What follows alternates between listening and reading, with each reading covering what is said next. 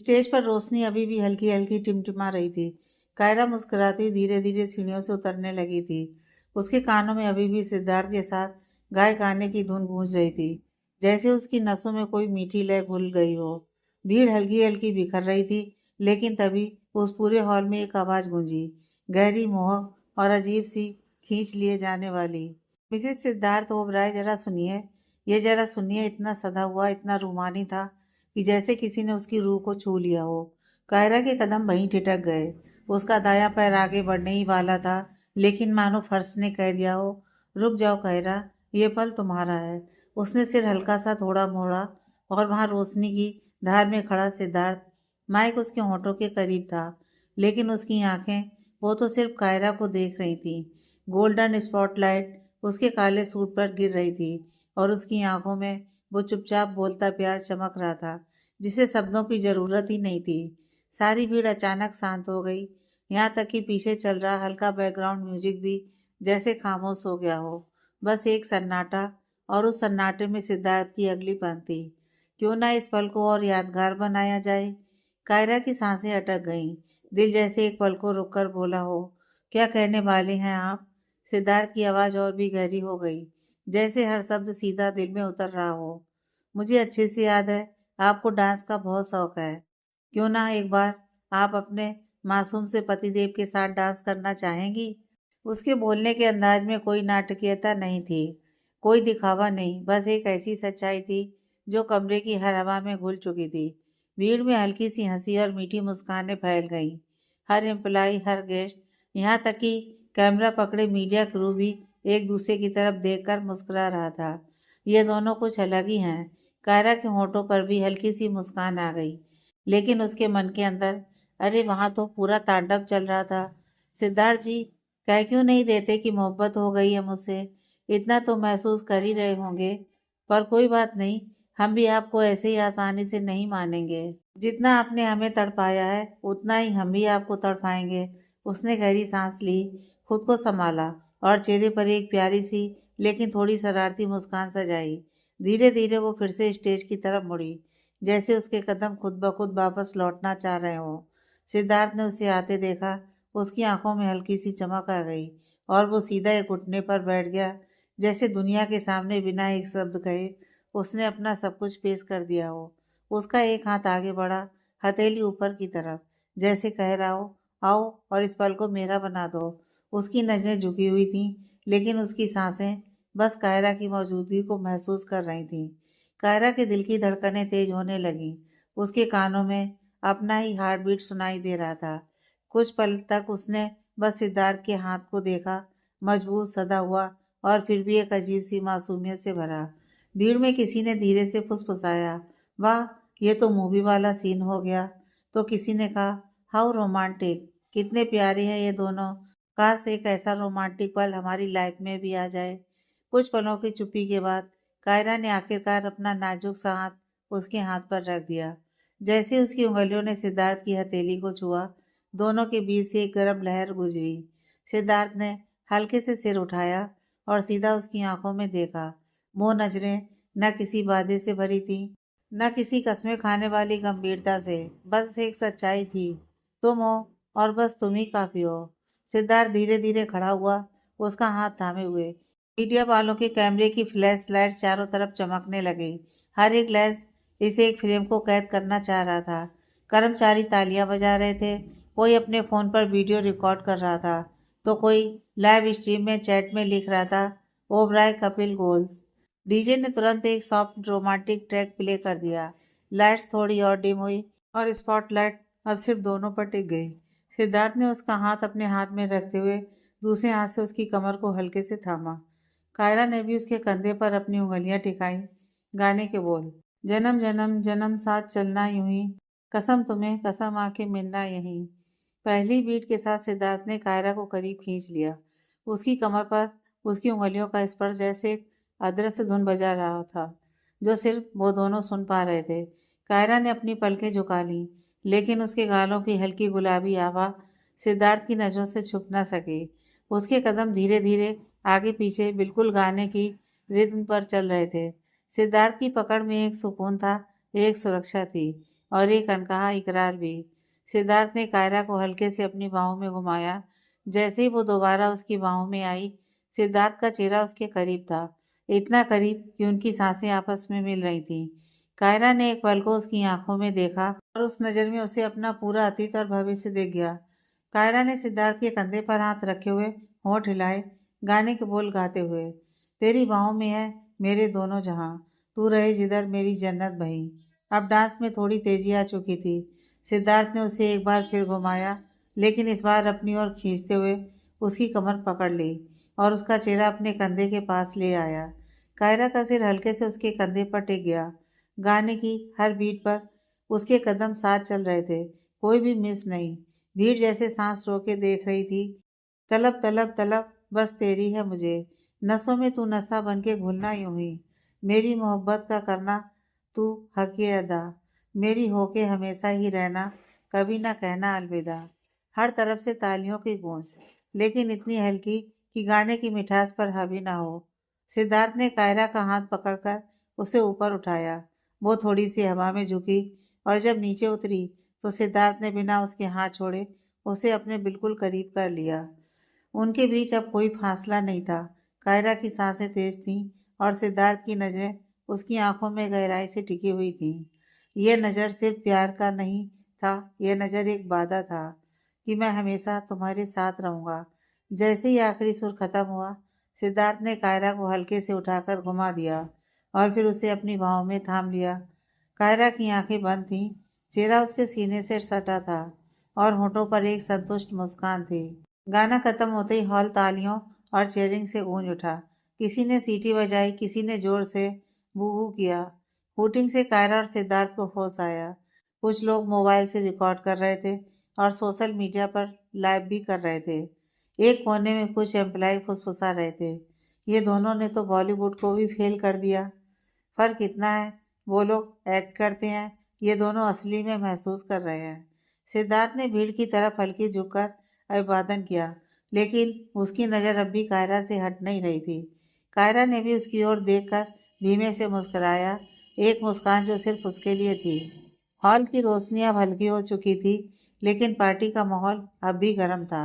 Dance floor पर music धीमा हो चुका था और अब लोग छोटे छोटे ग्रुप में खड़े बातें कर रहे थे। सबकी जुबान पर सिर्फ एक ही बात थी, आज तो ओबराय इंडस्ट्री ने सच में दिल जीत लिया। लेकिन असली शो तो मिस्टर और मिसेस ओबराय ने किया है। कई एम्प्लॉयज, मैनेजर्स, यहाँ तक कि मीडिया वाले भी उनकी तारीफें करते करते नहीं थक रहे थे। इतना प्यारा कपल और केमिस्ट्री तो देखो, जैसे फिल्म का सीन हो। सिद्धार्थ सर और कायरा मैम ने तो पूरे इवेंट को क्लास दे दी। कायरा बस हल्की सी मुस्कान देती और सिर झुका लेती। सिद्धार्थ हर किसी को हाथ मिलाकर थैंक्स बोलते हुए, लेकिन उसकी नज़र अनजाने में बार बार कायरा पर टिक जाती। उसके लिए आज का ये पल जैसे दुनिया की सबसे खूबसूरत याद बनने वाला था। घड़ी करीब 12 बजाने को थी। लोग एक एक कर विदा लेने लगे। कंपनी के बोर्ड ऑफ डायरेक्टर्स ने आकर सिद्धार्थ से हाथ मिलाया, फिर कायरा से। मैम, आप दोनों को ऐसे ही साथ देखना चाहेंगे हमेशा। मीडिया कैमरे ऑफ हो चुके थे। हॉल में बस कुछ स्टाफ और वेटर्स रह गए थे जो क्लीन अप कर रहे थे। सिद्धार्थ ने हल्के से कायरा के कंधे पर हाथ रखकर कहा, चले मैडम। कायरा ने बस सिर हिलाया। जी। ओबराय के ड्राइवर ने पहले ही ब्लैक मर्सिडीज को रेड कारपेट के पास खड़ा कर दिया था। सिद्धार्थ ने पहले ही कायरा के लिए डोर खोला। वो अंदर बैठ गई, फिर खुद उसकी बगल में। कार के अंदर हल्की लेवेंडर फ्रेग्रेंस फैल रही थी। रास्ता बेहद शांत था। कार की स्ट्रीट लाइट कार के शीशे से गुजरकर उनके चेहरों पर पड़ रही थी। सिद्धार्थ ने कई बार सोचा कुछ कह दे, लेकिन वो सिर्फ उसकी तरफ देखता रहा। कायरा खिड़की से बाहर देख रही थी, जैसे वो इन सड़कों को पहले से ज्यादा खूबसूरत पाना चाहती हो, या शायद वो कुछ सोच रही हो जो जाहिर नहीं करना चाहती थी। गाड़ी जैसे ही विला के गेट के अंदर आई, सिक्योरिटी ने सलाम किया और गाड़ी पोर्च के नीचे रुक गई। कायरा ने बिना कुछ कहे अपनी सीट बेल्ट खोली और डोर खोलकर बाहर निकल आई। सिद्धार्थ ने ड्राइवर को थैंक्स कहा और उसके पीछे बाहर आया। वो सीढ़ियों की तरफ बढ़ ही रही थी कि कायरा, उसकी आवाज में कुछ था, एक गहराई, एक रुकावट और एक अजीब सी नमी। कदम थम गए। पल का ठहराव। कायरा ने धीरे से पलट कर देखा। सिद्धार्थ वहीं खड़ा था, अपने कोट की बटन खोलते हुए, लेकिन उसकी आंखें बस उसे देख रही थीं। क्या हम 2 मिनट बात कर सकते हैं? उसने धीमे से कहा। कायरा के दिल की धड़कन तेज हो गई और उसी पल उसके अंदर का शरारती अहंकार बोल उठा। वो जानती थी ये आदमी आजकल उसके लिए कितना बेचैन है और वो उसे आसानी से मन की बात कहने नहीं देगी। कायरा ने हल्की मुस्कान के साथ कहा, सॉरी मिस्टर ओबराय, अभी तो मैं बहुत थक गई हूँ और वैसे भी कल ऑफिस में मिलेंगे ना। उसके शब्दों में चुटकी थी, लेकिन आवाज में जानबूझकर बनावटी कैजुअलपन। सिद्धार्थ के चेहरे का रंग थोड़ा उतर गया। उसने होंठ भींच लिए, जैसे कुछ कहने की कोशिश की हो, लेकिन फिर बस सिर हिला दिया। ठीक है। कायरा सीढ़ियां चढ़ गई और अपने कमरे का दरवाजा बंद कर लिया। सिद्धार्थ वहीं कुछ पल खड़ा रहा, जैसे किसी ने उसके दिल पर पत्थर रख दिया हो। धीरे धीरे उसने कोट उतारा और अपने कमरे में चला गया। लेकिन नींद कहाँ आने वाली थी। वो अपने आप से बातें करने लगा। मैं जानता हूँ कायरा, तुम बस दिखावा कर रही हो सबके सामने मेरे साथ होने का, ताकि किसी को शक ना हो कि हमारे रिश्ते में कितनी प्रॉब्लम है, ताकि हमारा नाम खराब ना हो। उसकी आवाज़ भारी हो गई। पर मेरी फीलिंग्स रियल थी। मैंने जब से तुम्हें चाहा, तुम्हें कभी नाटक करके प्यार नहीं किया।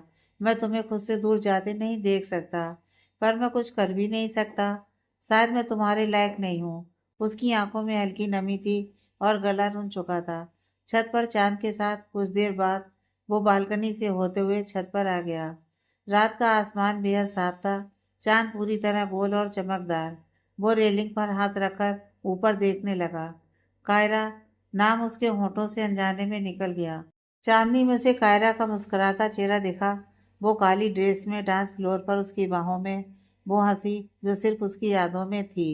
अब हवा में ठंडक थी, लेकिन सिद्धार्थ के सीने में गर्मी उस तड़प की जो वो कहकर भी नहीं कह सकता था। कायरा का कमरा। कायरा बेड पर लेटी थी। उसने अपने सीने पर तकिया कसकर पकड़ रखा था, जैसे वो तकिया कोई गुप्त डायरी हो जिसमें उसके सारे अनकहे जज्बात छुपे हों।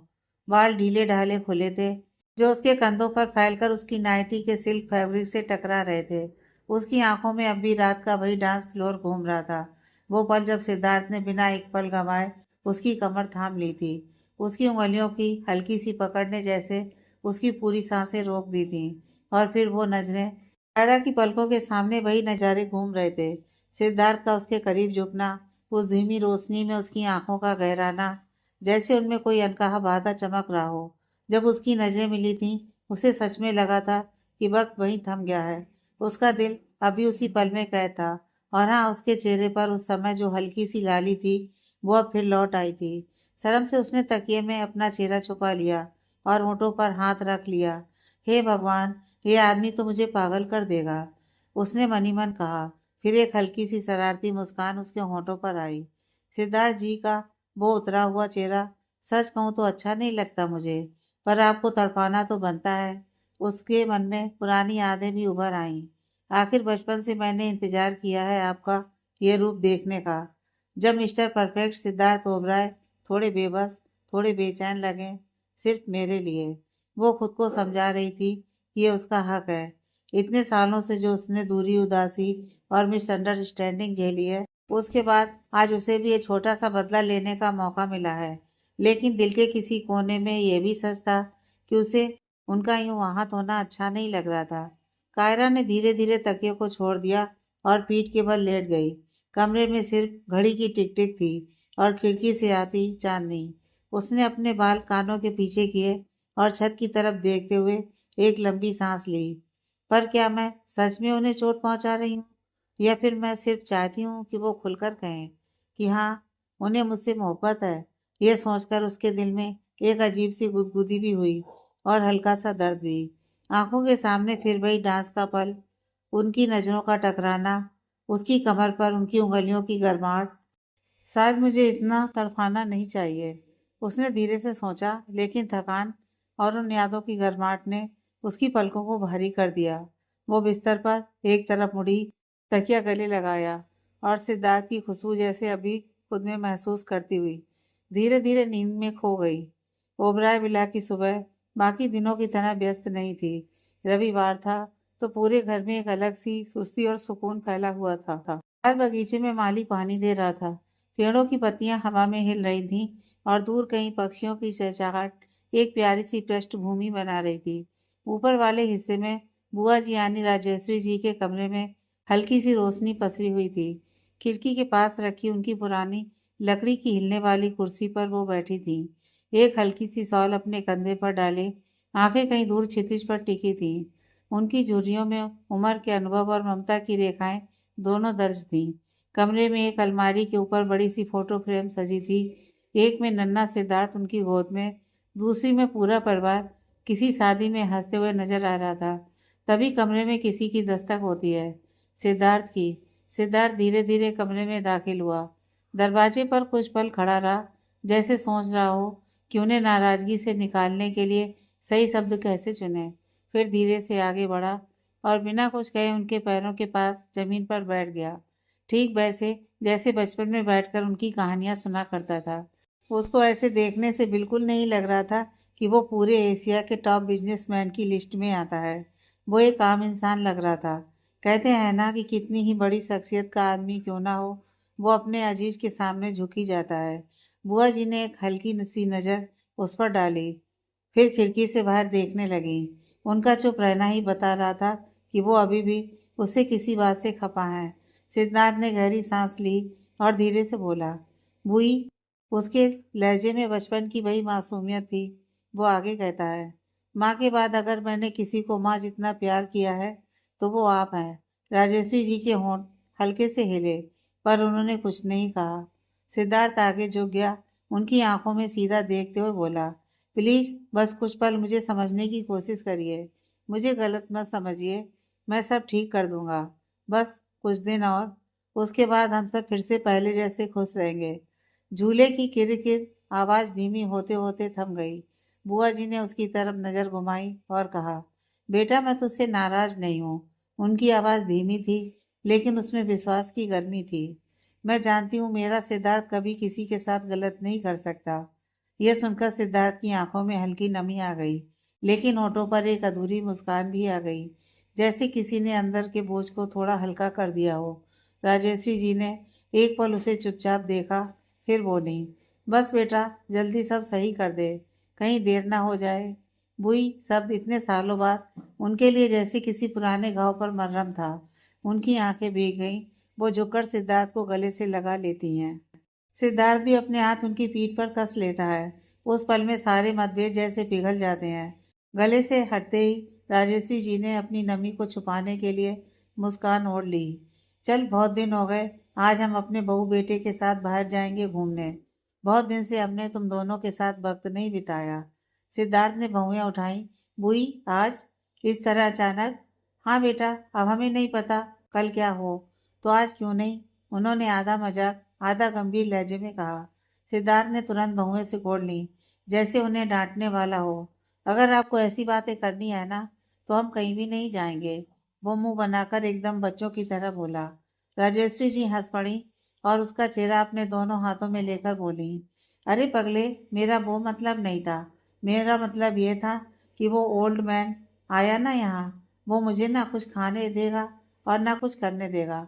वो तो टेस्टी टेस्टी खाता रहेगा और चुपके चुपके हम पर नजर रखेगा। उन्होंने मुंह बनाकर मानो सोल्ड मैन की नकल की, जिससे सिद्धार्थ के होठों पर अनचाही मुस्कान आ गई। तो इसलिए कह रही हूँ, आज चीट डे करेंगे हम। बहुत खा लिया बोरिंग फीका खाना। राजश्री जी ने बिल्कुल बच्चों की जैसे उत्साह से कहा और कुर्सी से हल्के से आगे झुककर बोली, आज जो मन करे वो खाएंगे।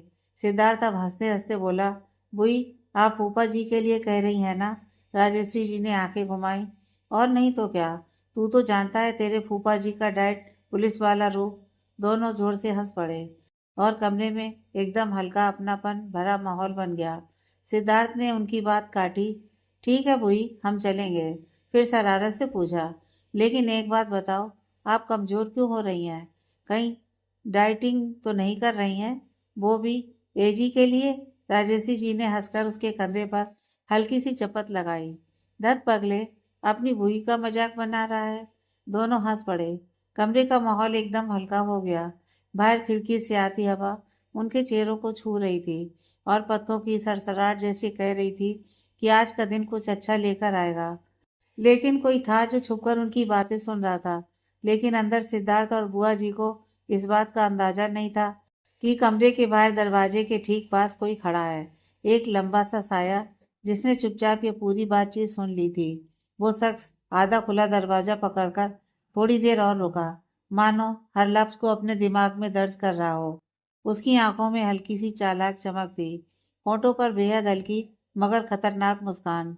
जैसे ही अंदर की हंसी थोड़ी थमी, वो दबे पांव पीछे हटा और कॉरिडोर की मोड़ पर जाकर अपना फोन निकाला। स्क्रीन की हल्की नीली रोशनी ने उसके चेहरे का आधा हिस्सा रोशन कर दिया। उसने फटाफट टाइप करना शुरू किया।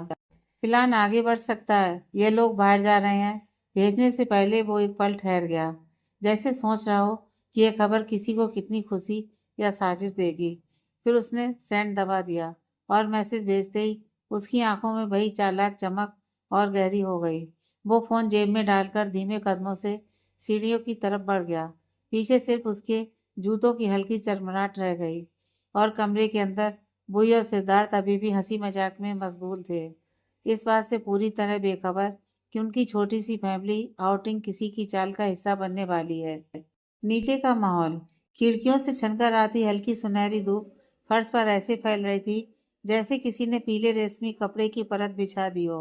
लॉन से आती ठंडी ठंडी हवा पर्दों को धीरे धीरे हिला रही थी। नीचे ग्राउंड फ्लोर पर नौकर चाकरों की हलचल शुरू हो चुकी थी। किसी के हाथ में ट्रे, किसी के हाथ में फूलदान, तो कोई जल्दी जल्दी किचन में सामान पहुंचा रहा था। किचन में आज एक अलग ही हलचल थी।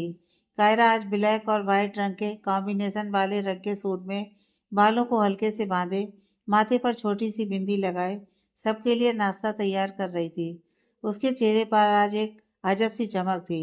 न जाने क्यों, पर उसके होठों पर हल्की सी मुस्कान बार बार आ जा रही थी। शायद इस बात की कि आज उसने अपने हाथों से कुछ स्पेशल बनाया था। यह बीती रात की हसीन यादें उसके दिल और दिमाग पर छाई थीं। इस वजह से उसके होठों से मुस्कान जाने का नाम ही नहीं ले रही थी। भूमि, जो हमेशा मस्ती में रहती थी, आज कायरा की हेल्पर बनी हुई थी। वो बीच बीच में चख लेती और कह देती, वाह कायू, क्या टेस्ट है। ये व्हाइट सॉस पास्ता तो होटल वाला सेफ भी ना बना पाए। इतने में कायरा ने मुस्कुराते हुए चम्मच उससे छीन ली। अरे तू चखने में सारा पास्ता खा लेगी या बाकी लोगों के खाने के लिए भी छोड़ेगी, मोटी हो जाएगी। भूमि, कायरा भूमि की फिरकी लेते हुए कहती है। तू भी ना कायू भाई की तरह मुझे मोटी कह रही है। भूमि हल्के से मुंह बना लेती है, पर मनी मन हंस देती है। सब रेडी होने के बाद कायरा टेबल पर खाना लगाने लगती है। टेबल पर पहले से ही सफेद रंग की लेस वाली टेबल क्लॉथ बिछी थी।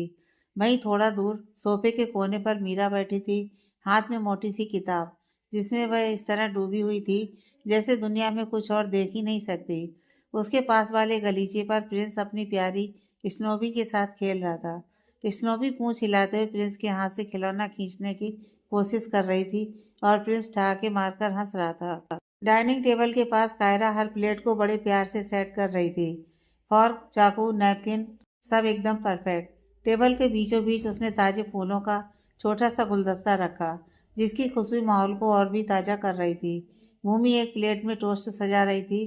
कायू, यह नैना के सामने मत रखना, कल की तरह फिर कहेगी कि डाइट कर रही है, चुड़ैल कहीं की। कायरा ने हल्का सा भौं चढ़ाया। भूमि, हम घर में सब बराबर हैं, किसी को स्पेशल ट्रीटमेंट नहीं मिलेगा, चाहे वो नैना हो या मैं। भूमि ने कंधे उचकाए। ठीक है, मैं तो वैसे ही कह रही थी। तभी एक नौकर आया और बोला, मैडम कुछ और चाहिए? कायरा ने कहा, हाँ, जाकर बुआ जी और सिद्धार्थ जी को बोल दीजिए नाश्ता तैयार है। सीढ़ियों से आती हल्की आहट ने सबका ध्यान ऊपर की ओर खींचा। राजेश्वरी जी हल्की क्रीम रंग की साड़ी में नजर आ रही थी। उनके हाथ में सिद्धार्थ का हाथ था, जैसे वह उसे नीचे लाते लाते कोई पुरानी याद ताजा कर रही हो।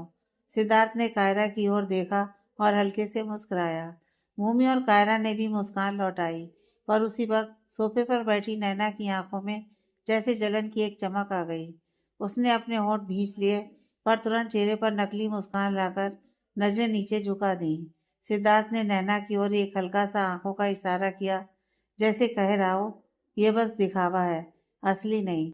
नैना उसे सारे को समझ गई और उसके चेहरे पर भी थोड़ी राहत आ गई, पर उसे क्या पता था कि वो खुद ही अपने जाल में धीरे धीरे फंसने वाली है। राजेश्वरी जी हेड चेयर पर बैठ गईं। उनके दाईं ओर सिद्धार्थ और बाईं ओर कायरा बैठी। कायरा की बगल में भूमि थी और सामने नैना, मीरा और प्रिंस बैठे थे। आज कायरा ने white sauce pasta, garlic bread, fruit salad और साथ में ताज़ा ऑरेंज जूस बनाया था। सिद्धार्थ ने पास्ता की प्लेट उठाई और पहला निवाला खुद अपनी बूई को खिलाया। राजेश्वरी जी ने खाते ही हल्का सा मुस्कुराया। वाह, ये तो बिल्कुल होटल जैसा स्वाद है। फिर उन्होंने अपने हाथ से एक वाइट सिद्धार्थ को खिलाया। ये मेरी तरफ से। कायरा के चेहरे पर हल्की सी लाली आ गई, पर उसने तुरंत ध्यान टेबल पर लगा लिया। मीरा किताब में घुसी हुई थी, जैसे टेबल पर मौजूद ही ना हो। भूमि ने उसकी ओर झुककर कहा, मीरा, बुक में ही घुस जाओगी या नाश्ता भी करोगी? मीरा ने हल्के से मुस्कुराते हुए किताब बंद की। ठीक है, खा लेती हूँ, वरना फिर दी मेरी शिकायत लड्डू गोपाल से कर देंगी कि मैं इनकी बात नहीं मानती। राजेश्वरी जी ने मुस्कुराते हुए कहा, हाँ बेटा, और एक बात, और आज हम सब साथ में बाहर घूमने जाएंगे। प्रिंस ने सिर हिलाया। हमारा मन तो है, पर हम नहीं जा सकते, हमें पढ़ाई करनी है। कल शाम को टीचर आएंगे ना, तो हमें अच्छा रिजल्ट दिखाना है। कायरा ने प्रिंस को मनाने की कोशिश की। बेटा, एक दिन घूम लोगे तो कुछ नहीं होगा। प्रिंस ने मासूमियत से कहा, नहीं दी, हमें आपका सपना पूरा करना है। हमें आपकी तरह स्ट्रांग और इंडिपेंडेंट बनना है, तो अभी से मेहनत करेंगे। कायरा उसकी बात सुनकर हल्के से मुस्कुरा दी। ठीक है, फिर हम तुम्हारे लिए तुम्हारी फेवरेट चीज़ जरूर लाएंगे। भूमि बीच में कूद पड़ी। कोई जाए या ना जाए, हम तो जरूर जाएंगे। सभी हंस पड़े। राजेश्वरी जी ने कहा, तो तहरा, आज हम चारों, मैं, सिद्धार्थ, कायरा और भूमि घूमने जाएंगे। नैना वहां थी, पर हर कोई उसकी मौजूदगी को ऐसे नज़रअंदाज कर रहा था जैसे वो वहां हो ही नहीं। नैना ने हल्के से नकली मुस्कान दी, लेकिन अंदर ही अंदर उसका दिल फिर जल उठा। सिद्धार्थ ने एक नज़र उसकी तरफ डाली, फिर बिना कुछ कहे उठ खड़ा हुआ। सब अपने अपने कमरे की ओर चल पड़े, तैयार होने के लिए, और टेबल पर बाकी बचा नाश्ता जैसे सुबह की इस हलचल का गवाह बनकर रह गया। नाश्ते के बाद सभी लोग घूमने जाने के लिए तैयार होने अपने अपने कमरे में चले जाते हैं। ऊपर के फ्लोर पर कायरा अपने कमरे में खड़ी थी। वार्डरोब का दरवाजा खुला था और अंदर लटके हर कपड़े की जैसे आज परीक्षा हो रही थी। वो एक एक हैंगर आगे सरकाती, कभी कपड़े को उठाकर अपने सामने रखती, कभी होंठ सिकोड़कर सिर हिलाती। नहीं, ये बहुत कैजुअल लग रहा है, उसने खुद से बड़बड़ाया। फिर अगला ड्रेस देखा। ये नहीं, ये तो और भी बेकार लग रहा है। तभी उसकी उंगलियां एक नरम सिल्की कपड़े पर ठहर गईं। लेवेंडर रंग की लॉन्ग मैक्सी फ्रॉक, हल्की चमक, पतली कमरबंद और गले के पास छोटा सा नाजुक कट। उसने कपड़े को निकाला और हवा में फैलाकर देखा, जैसे उसकी लहराती गिरावट को नाप रही हो। और फिर चेहरे पर आई वो हल्की सी मुस्कान, मानो इस कपड़े में वो खुद को पहले से देख रही हो। लेकिन ये मुस्कान एक सेकंड में और गहरी हो गई, क्योंकि दिमाग में कल रात की सारी तस्वीरें ताजा हो गईं। संगीत का धीमा होना, भीड़ के बीच उनका अकेला सा होना, सिद्धार्थ का कायरा, सिद्धार्थ ओबराय कहना, उनका ये कहना कि क्यों ना इस पल को और यादगार बनाया जाए। सिद्धार्थ का पास आना, उसकी कमर पर हाथ रखना, और फिर वो आवाज़ जो सीधे उसके कानों में गूंज रही थी, गाना। उसके लिए, बस उसके लिए। आपकी कशिश, क्यों इतना याद आ रहा है? वो खुद से फुसफुसाई और फिर शर्म से नीचे देख लिया। उसके गालों की हल्की सी लाली अब इतनी गहरी हो गई थी कि वो आईने में खुद को देखकर झट से नजर हटा ली।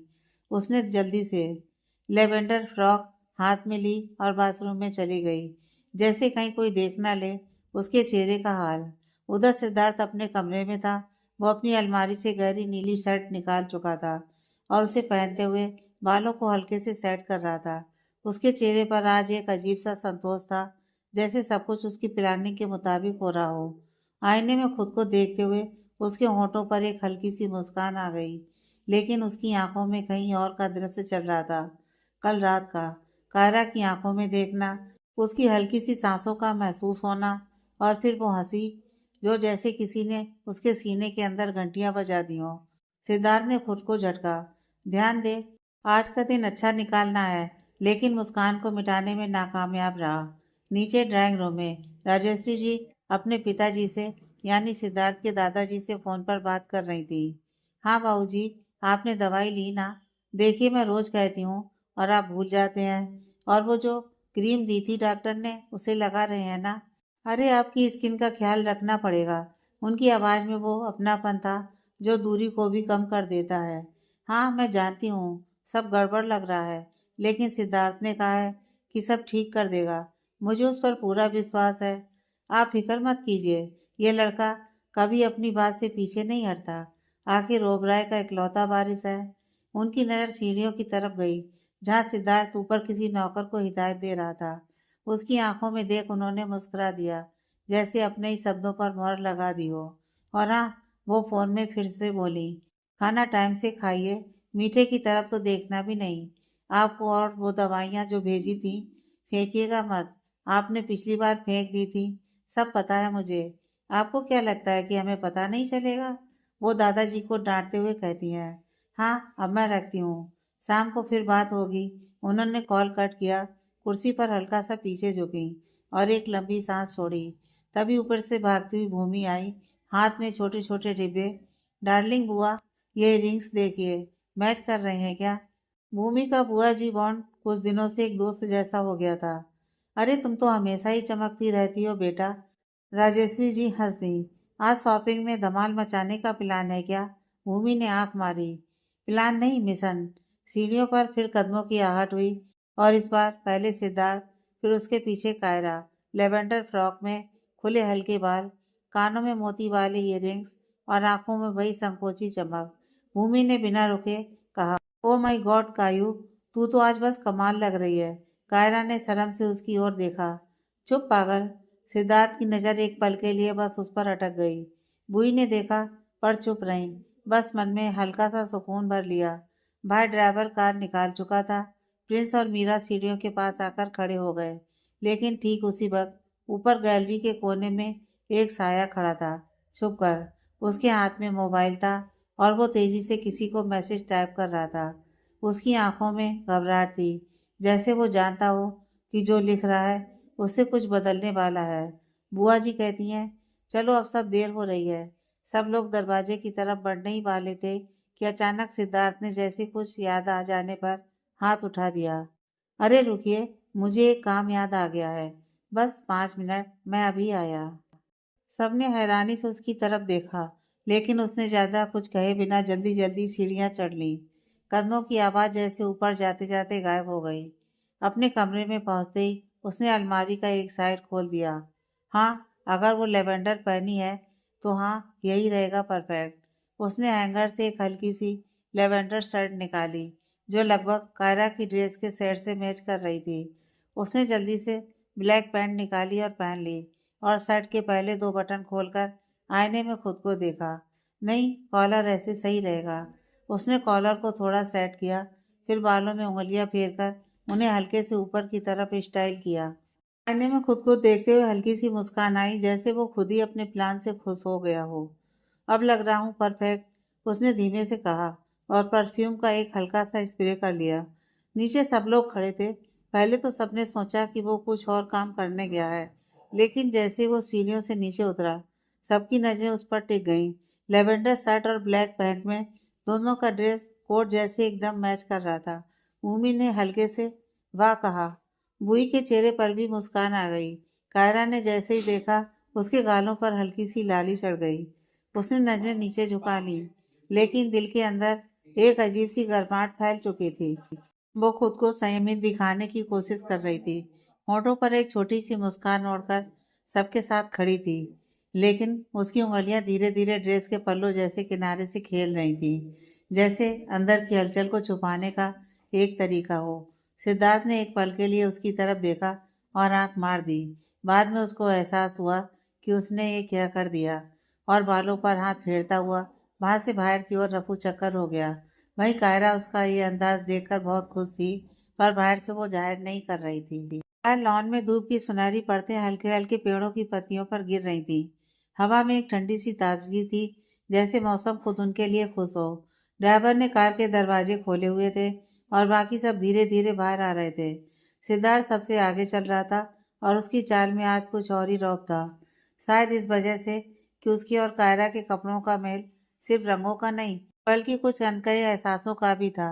भूमि जो कायरा के साथ पीछे पीछे आ रही थी, वह लंबे लंबे कदमों से सिद्धार्थ की तरफ जाती है और कहती है।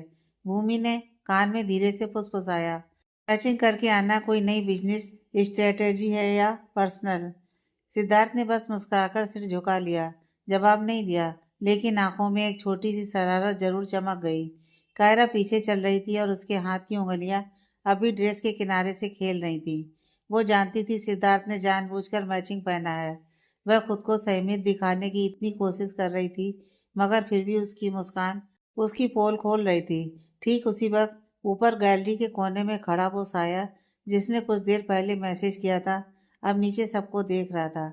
उसके चेहरे पर चिंता और बेचैनी का मिला जुला असर था। उसने अपने मोबाइल की स्क्रीन पर एक नाम देखा और होंठ भींच लिए। अब देखना सब कैसे बदलता हूँ, उसने धीरे से कहा, और फिर वहां से ओझल हो गया। बुआ जी सबसे आगे बढ़ी। चलो सब बैठ जाओ, देर हो रही है। सभी ने अपनी अपनी जगह ले ली।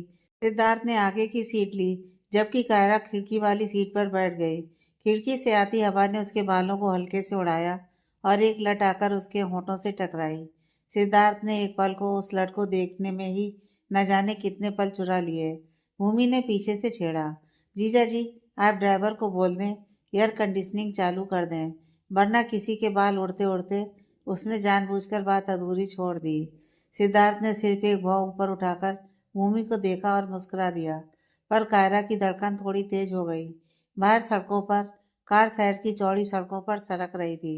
धूप अब ऊंचाई से सीधी कार की छत पर गिर रही थी, पर अंदर हल्की सी ठंडक थी। कायरा खिड़की से बाहर देखते हुए कभी कभी सड़क के किनारे फूलों के गमले, कभी दुकान के बोर्ड पढ़ रही थी। सिद्धार्थ ने एक बार फिर आईने से उसकी तरफ देखा, लेकिन इस बार उसकी नज़र बस एक पल से ज्यादा ठहर गई। भूमि ने मस्ती में मोबाइल कैमरा उठाया। चलो सब पोज दो, इंस्टा स्टोरी डालनी है। कायरा ने बस हल्की सी स्माइल दे दी। लोटस मॉल, काल्पनिक नाम। मॉल का गिलास का दरवाजा खुलते ही ठंडी हवा का झोंका सबके चेहरे को छू गया। अंदर रोशनी का अलग ही खेल था। शोरूम के बड़े बड़े बोर्ड, लाइट्स की चमक और हल्की सी कॉफी की खुशबू। भूमि सबसे पहले उछलते हुए बोली, पहले शॉपिंग फिर कॉफी।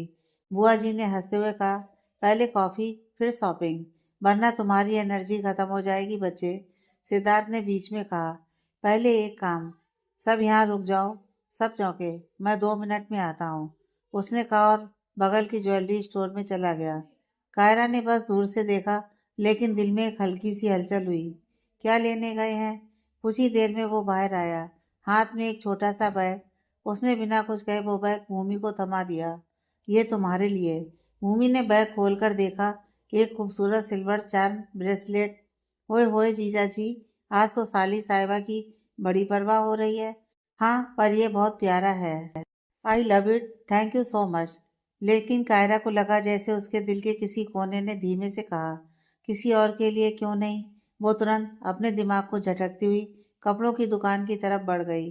अंदर कपड़ों की दुकान में भूमि और बुआ जी कपड़े पसंद कर रही थीं। सिद्धार्थ और कायरा बगल के सोफे पर बैठ गए। भूमि ने कायरा की तरफ एक ब्लैक ड्रेस बढ़ाई। ट्राई करके देख। कायरा ने सिर हिलाया, नहीं ये मुझ पर नहीं जचेगी। तू अपने लिए देख, मेरा मन नहीं है अभी शॉपिंग का। ये तो बस एक बहाना था कि उसको शॉपिंग नहीं करनी। बैठना जो था उसको सिद्धार्थ के साथ। सिद्धार्थ ने बिना देखे कहा, जचेगी और बहुत, जाके ट्राई करो। कायरा ने उसे देखा और फिर चुपचाप ड्रेस लेकर ट्रायल रूम में चली गई। जब वो बाहर आई तो एक पल के लिए सब लोग बस उसको देखते रह गए। सिद्धार्थ की आंखों में एक धीमी सी चमक थी, लेकिन उसने कुछ नहीं कहा, बस होठों पर हल्की मुस्कान रखी। बुआ जी कहती हैं, बहुत प्यारी लग रही है बेटा, ये ले लो तुम। वहीं मॉल के ऊपरी फ्लोर पर एक आदमी उन्हें देख रहा था, हाथ में फोन, आंखों में ठंडापन। उसने एक फोटो क्लिक की और किसी को भेज दी। कुछ देर शॉपिंग और मस्ती के बाद सबने पार्क जाने का प्लान बनाया। बाहर जाते हुए कायरा ने देखा वो छोटा सा ज्वेलरी स्टोर फिर सामने था। उसने मन में सोचा, शायद कभी। कार फिर चल पड़ी। इस बार हवा में एक अलग सी खुशबू थी, ताजी घास, मिट्टी और दूर से आती बच्चों की हंसी। पार्क के गेट से अंदर जाते ही चौड़ी पगडंडियां, हरे भरे पेड़ और फूलों के रंग बिखरे हुए थे। भूमि और बुआ जी आगे आगे भाग रही थीं, कायरा और सिद्धार्थ उनके पीछे अपनी चाल धीमी रखते हुए। आगे बढ़ रहे थे। तुम्हें पार्क पसंद है? सिद्धार्थ ने पूछा। कायरा ने हल्की मुस्कान दी। हाँ, क्योंकि यहाँ लोग नहीं, बस एहसास भी सांस लेते हैं। सिद्धार्थ ने उसकी बात ध्यान से सुनी और बस चुपचाप चलता रहा। पार्क का गेट पार करते ही हवा की खुशबू बदल गई थी। ताजी घास, गीली मिट्टी और फूलों की हल्की महक सब मिलकर जैसे एक नया ही माहौल बना रहे थे। चौड़ी पगडंडियां, चारों तरफ फैले हरे भरे पेड़ और बीच बीच में खिले हुए रंग बिरंगे फूल, हर कोना जैसे अपनी कहानी सुना रहा था। भूमि आगे आगे दौड़ रही थी और बुआ जी पीछे उसे डांट भी रही थी और हंस भी रही थी। अरे धीरे भाग पगली, गिर जाएगी। माय डार्लिंग बुआ जी, पार्क में गिरने का ही तो मजा है, भूमि ने पीछे मुड़कर हंसते हुए कहा और फिर दौड़ बढ़ा दी। भूमि बिल्कुल बच्चे जैसे बिहेव कर रही थी। बुआ जी उसकी मासूमियत देख मुस्कुरा रही थी। सिद्धार्थ और कायरा बाकी सबसे थोड़ी दूरी पर चल रहे थे। उनकी चाल धीमी थी, जैसे दोनों को इस वक्त का एक एक पल अपने अंदर सहेजना हो। तुम्हें पार्क पसंद है? वो तो मैंने जान लिया, पर क्यों? क्योंकि मैंने देखा है तुम बचपन से पार्क आने के लिए कितनी जिद करती थी। सिद्धार्थ ने अचानक पूछा, जैसे बस कैजुअली बात कर रहा हो। कायरा ने हल्का सा मुस्कुराते हुए कहा, हाँ, क्योंकि यहाँ एक अलग ही सुकून होता है। मुझे बचपन में यहाँ आना बहुत पसंद था, मगर सिर्फ यूबी के साथ।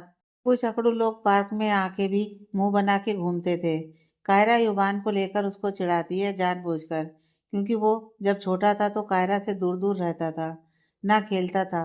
उसको अपनी माँ की डांट से बचने के लिए कायरा के साथ बेमनी आना पड़ता था, पर वो आकर भी बोरिंग सा बैठा रहता था। कायरा बचपन से नटखट मिजाज की थी, इसीलिए कायरा ने अभी सिद्धार्थ को अकड़ू कहा। सिद्धार्थ ने उसकी बात सुनी लेकिन कोई जवाब नहीं दिया, बस उसकी तरफ ऐसे देखा जैसे आंखों में ही रिप्लाई दे दिया हो। चलते चलते एक हल्की सी हवा का झोंका आया और कायरा के बाल उसके चेहरे पर बिखर गए। सिद्धार्थ ने एक पल को देखा, फिर बिना कुछ बोले अपनी उंगलियों से उसके गाल से बोल हटाई। कायरा के कदम थम से गए। वो एक पल के लिए उसे देखती रह गई, फिर तुरंत नजरें झुका ली। चले? सिद्धार्थ ने हल्के से पूछा। हाँ, वो धीमे से बोली, लेकिन उसके दिल की धड़कन अब थोड़ी तेज हो गई थी। पार्क के बीचों बीच एक बड़ा सा तालाब था, जिसमें सफेद और पीले लिली के फूल तैर रहे थे। किनारे लकड़ी की बेंचें थीं।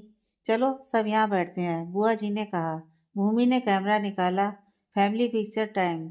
सब हंसते हंसते बैठ गए। सिद्धार्थ और कायरा बेंच के एक कोने के आसपास बैठे, लेकिन उनके हाथ अब भी अलग थे। शायद सिर्फ इसलिए कि बाकी लोग थे, या इसलिए कि उनके बीच इन कुछ दिनों में काफी कुछ बीत गया था। फोटो खींचने के बाद भूमि ने कहा, अब कैंडिड पिक्स लूंगी, सब नॉर्मल बिहेव करो।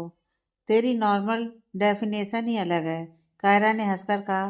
तभी पास से एक छोटी बच्ची लाल गुब्बारा लेकर भागती हुई आई और वो गुब्बारा सीधा सिद्धार्थ के पैरों के पास आ गया।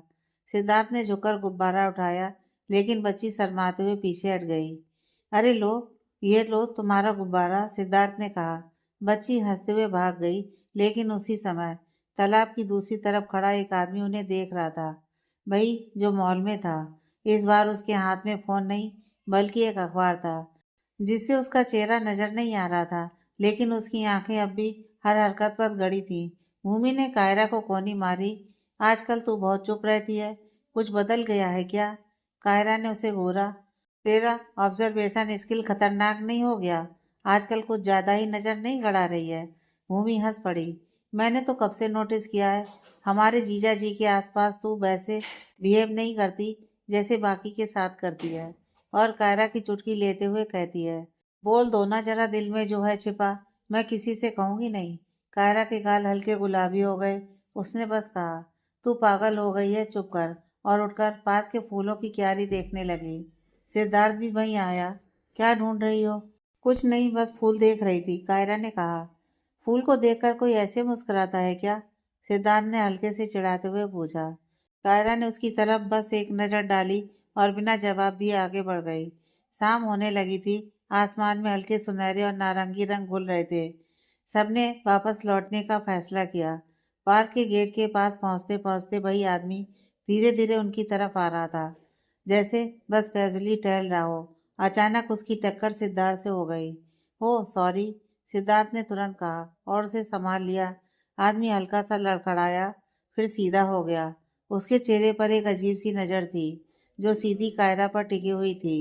सिद्धार्थ नीचे झुककर उसका फोन उठाने लगा, इसलिए उसने ये नज़र नहीं देखी। ये लो अपना फोन, सिद्धार्थ ने कहा। थैंक यू, आदमी ने सीधा सा चेहरा बनाकर कहा और वहां से निकल गया। कायरा कुछ पल तक उसे देखती रही। उस आदमी में कुछ अजीब था, जैसे उसकी आंखें बहुत कुछ कह रही हों, लेकिन शब्दों में नहीं। उसने मन ही मन सोचा, शायद मुझे वहम हो रहा है, और बाकी सबके साथ कार की तरफ बढ़ गई।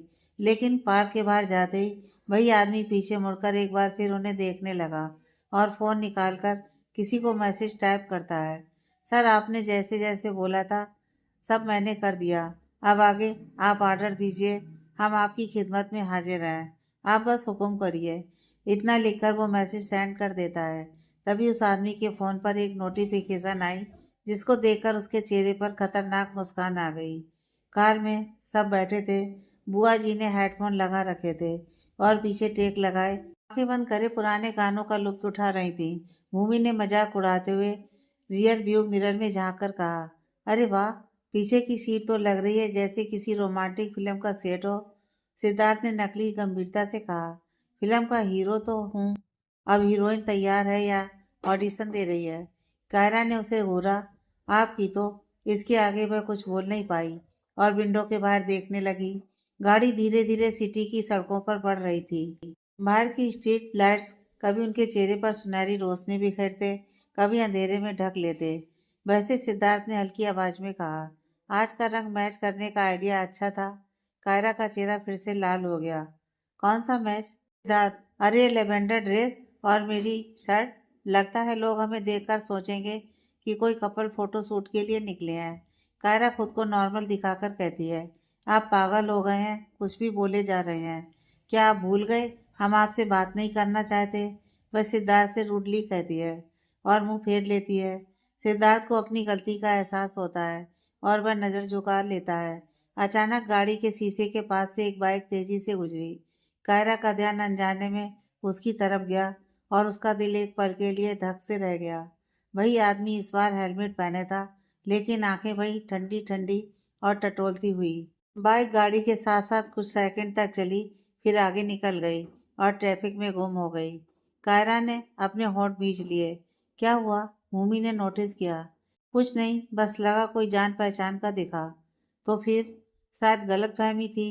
कायरा ने नजरें खिड़की की तरफ फेर ली, लेकिन मन के अंदर बेचैनी बैठ चुकी थी। आगे ड्राइवर ने गाना बदल दिया, लेकिन पीछे की सीट पर कायरा की नजरें अब भी सड़कों पर दौड़ रही थीं, जैसे किसी अदृश्य खतरे को पहचानने की कोशिश कर रही हो। कहीं दूर वही बाइक एक साइड गली में मुड़ी और अंधेरे में गायब हो गई। रात का समय 9 पीएम। मुंबई का मौसम कब बदल जाए कुछ पता नहीं था। आज भी वैसा ही था। रात का आसमान घने बादलों से ढकने लगा था। सड़क किनारे लगे पेड़ों की शाखें बार बार झुककर हवा के थपेड़े झेल रही थी। हवा इतनी तेज थी कि उसके साथ दूर दूर तक मिट्टी और पत्तों की खुशबू उड़कर आ रही थी। दूर क्षितिज पर एक हल्की सी नीली चमक और फिर बादलों की गरज। ये वो रात थी जब मौसम किसी बड़ी कहानी के पहले अध्याय जैसा लग रहा था, रहस्यमय, रोमांचक और थोड़ी सी खतरनाक। डिनर खत्म करके ओबराय विला की ओर लौटते समय कार के भीतर एक अजीब सी शांति थी। भूमि, जो रेस्टोरेंट में पूरे समय खिलखिलाती रही थी, अब नींद के बोझ से झूल रही थी। उसका सिर बार बार पीछे की सीट पर गिर रहा था और हर बार वह झटके से फिर सीधा हो जाती थी। विला पहुंचते ही वह नींद में ही कार से उतरकर बिना कुछ कहे अपने कमरे की तरफ चली गई। बुआ जी भी थकी हुई थी। उन्होंने अपना पल्लू ठीक करते हुए जमाई ली और बोली, बस अब सोते हैं, बाकी बातें कल। कायरा ने उनके पीछे पीछे कदम बढ़ाए। तभी सिद्धार्थ ने ड्राइवर को हल्के से हाथ के इशारे से रोका। ड्राइवर समझ गया और वहां ऐसे बिना कुछ कहे, बिना कुछ पूछे चला गया। कायरा एक कदम आगे बढ़ चुकी थी कि अचानक पीछे से एक धीमी दर्द भरी कराह उसके कानों में पड़ी। आ वो चौंक कर मुड़ी। सिद्धार्थ ने एक हाथ से अपनी दाहिनी आंख पकड़ी हुई थी और दूसरी आंख से पलके झपका रहा था। उसका चेहरा हल्का सा सिकुड़ा हुआ था, जैसे तेज हवा के साथ कुछ धूल या कण उसकी आंखों में घुस गया हो। कायरा का दिल अचानक तेज धड़कने लगा। क्या हुआ? उसने चिंता से पूछा और बिना सोचे समझे तेज कदमों से उसके पास आ पहुंची। आंख में कुछ चला गया है शायद, सिद्धार्थ ने धीमी आवाज में कहा। कायरा ने बिना वक्त गंवाए झुककर उसके चेहरे की ओर देखा। उसकी पलकें आधी बंद थी, दूसरी आंख खुली थी, जो सीधे कायरा की आंखों में देख रही थी। हवा के साथ उसके बाल हल्के हल्के उड़कर उसके माथे से टकरा रहे थे।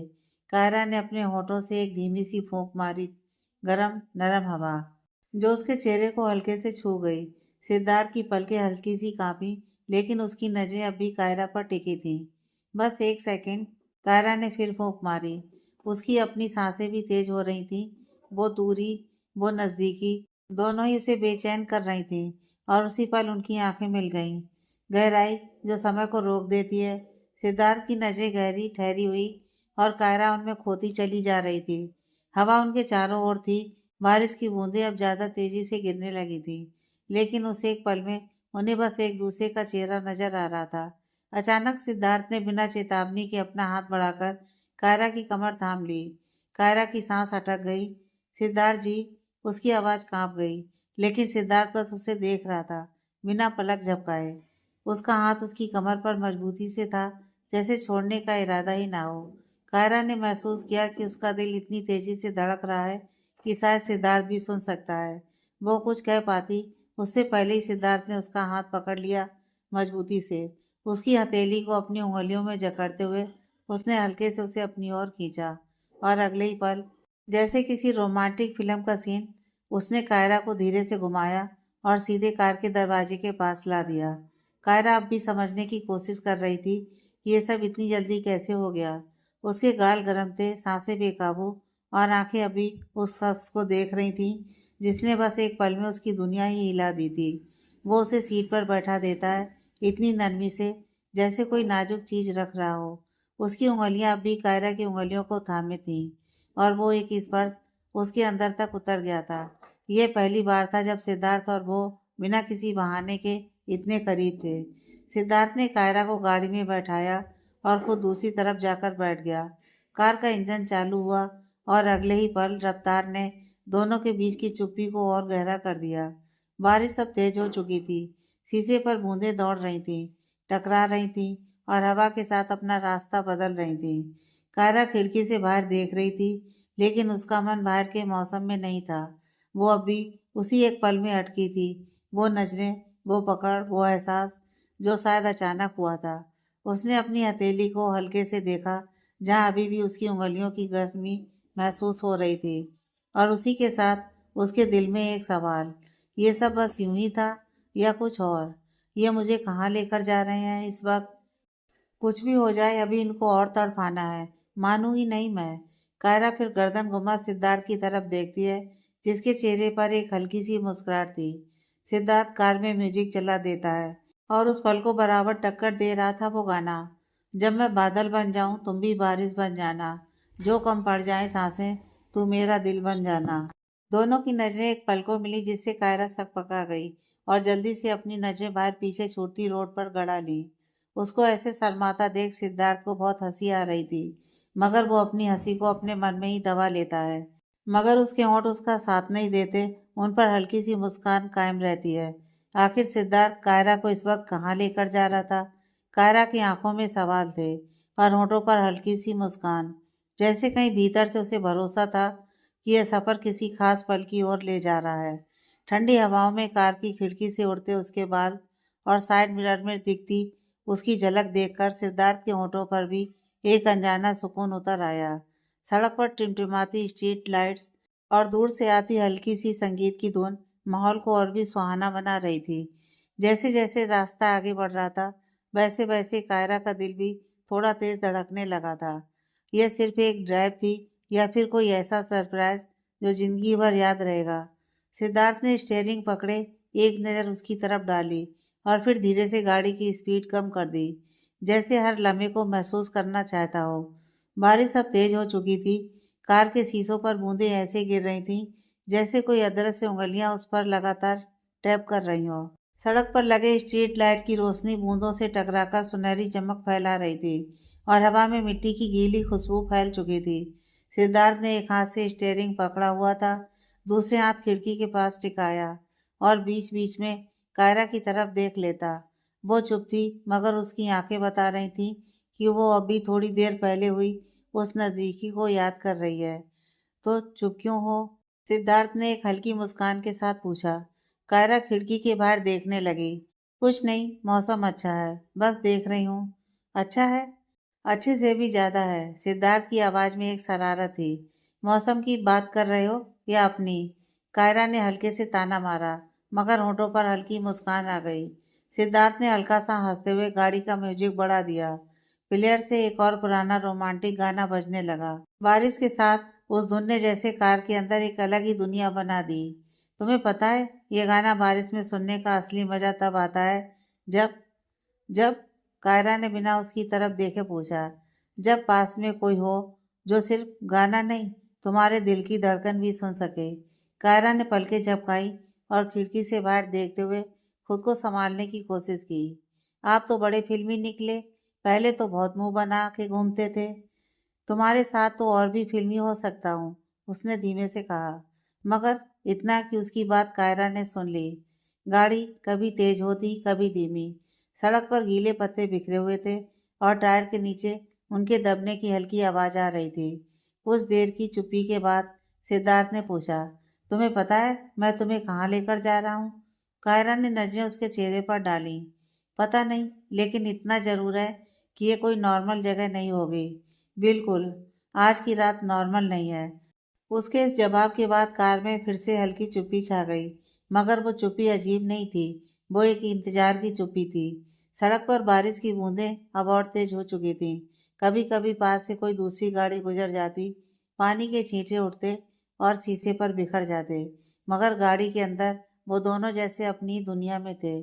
सिद्धार्थ ने धीरे से खिड़की थोड़ी नीचे कर दी और ठंडी हवा का एक झोंका अंदर आया। बारिश की बूंदें हल्के से उसके चेहरे को छू गईं। अरे! कायरा ने तुरंत खिड़की की तरफ हाथ बढ़ाया। बारिश अंदर आ रही है। आने दो, सिद्धार्थ ने कहा। थोड़ा सा भीगना कभी कभी अच्छा होता है। आप तो पागल हैं। कायरा ने जानकर मुंह बनाते हुए खिड़की बंद कर दी। गाड़ी की हेडलाइट्स दूर से एक बोर्ड पर पड़ी। Sunrise view point 2 kilometre. Kiara ने बोर्ड देखा और मन ही मन मुस्कुरा दी। उसे समझ आ गया था कि मंजिल क्या है, मगर उसने जताया नहीं। तुम सोच रही हो कि मैं कहाँ ले जा रहा हूँ, है ना? नहीं, कायरा ने झूठ बोला। मुझे कोई फर्क नहीं पड़ता। अच्छा, तो फिर अगर मैं तुम्हें समंदर के बीच छोड़ दूँ तो मैं तैरकर वापस आ जाऊंगी, कायरा ने तुरंत जवाब दिया। सिद्धार्थ हंस पड़ा और उसकी हंसी में वो सुकून था जो सिर्फ कायरा की मौजूदगी से आता था। कुछ ही देर में गाड़ी एक ऊंचाई की तरफ मुड़ गई।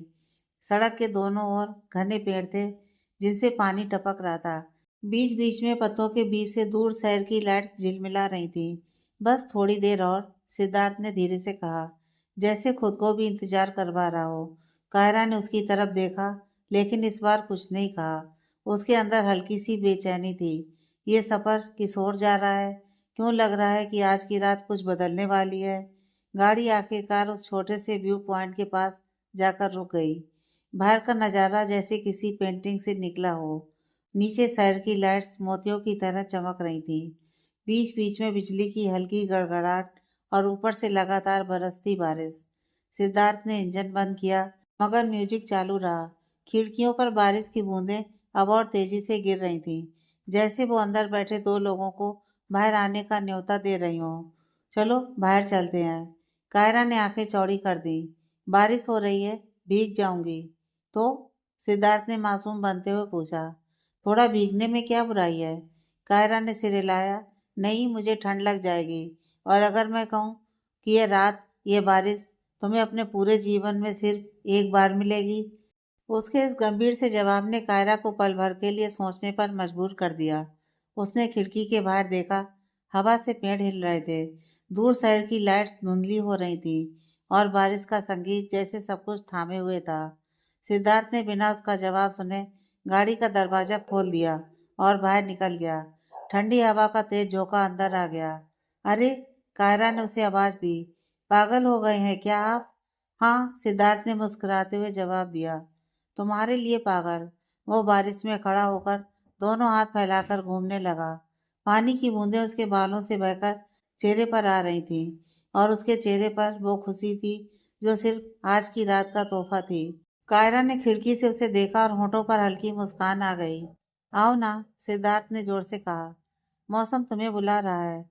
आपको तो सर्दी जुकाम हो जाएगा, कायरा ने धीमे से कहा, लेकिन अंदर से उसका मन भी भीगने को बेचैन था। थोड़ी देर तक वो खुद को रोकती रही, मगर आखिरकार गाड़ी का दरवाजा खोलकर बाहर निकल आई। बारिश की ठंडी बूंदें उसके चेहरे को छूकर नीचे बहने लगी और उसका लेवेंडर ड्रेस पानी से चिपककर और भी खूबसूरत लगने लगा। देखा, मैंने कहा था अच्छा लगेगा, सिद्धार्थ ने मुस्कुराकर कहा। कायरा ने उसकी तरफ देखा। आपको तो हमेशा अपनी बात मनवाने की आदत है। तुम्हें मनाने की आदत है, उसने फुसफुसाकर कहा। दोनों धीरे धीरे चलने लगे, बारिश में भीगते हुए। कदमों के नीचे गीली मिट्टी की खुशबू, दूर से आती ठंडी हवा, सबने उस पल को किसी फिल्म का सीन बना दिया था। सिद्धार्थ ने अचानक उसका हाथ पकड़ लिया। क्या कर रहे हैं आप? कायरा ने हल्का सा विरोध जताया, मगर हाथ नहीं छुड़ाया। बारिश में ऐसे ही चलता है, साथ पकड़कर। दोनों कुछ कदम और चले, फिर सिद्धार्थ ने अचानक उसे खींच लिया। अरे, कायरा हड़बड़ा गई। ये क्या? बस, सिद्धार्थ ने उसके गीले बालों को कान के पीछे किया। ये पल रुक जाना चाहिए। उनके बीच कुछ पल की चुप्पी थी, जिसमें सिर्फ बारिश की आवाज और उनके दिल की धड़कन थी। आगे की कहानी नेक्स्ट पार्ट में।